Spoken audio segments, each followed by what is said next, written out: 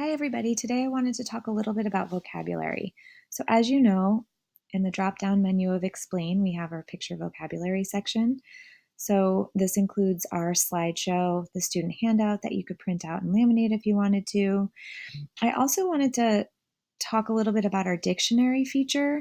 So, if I wanted to find out what independently meant, I could highlight it and I could come over here to the dictionary and it will give me a definition of that word.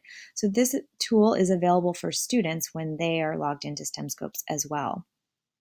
Another thing I wanted to highlight is our visual glossary. So, in addition to the vocabulary words that are in the slideshow, we also have a visual glossary available. So if I click on amplitude, it will take me to this visual glossary.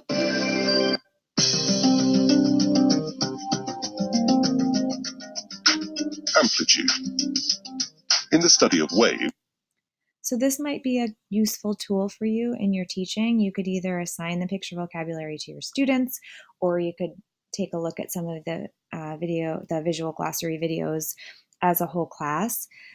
Another way you can get to the visual glossary is if you go to the Scopes tab and then scroll down underneath the teacher toolbox. This just takes you to a library of the words that are available.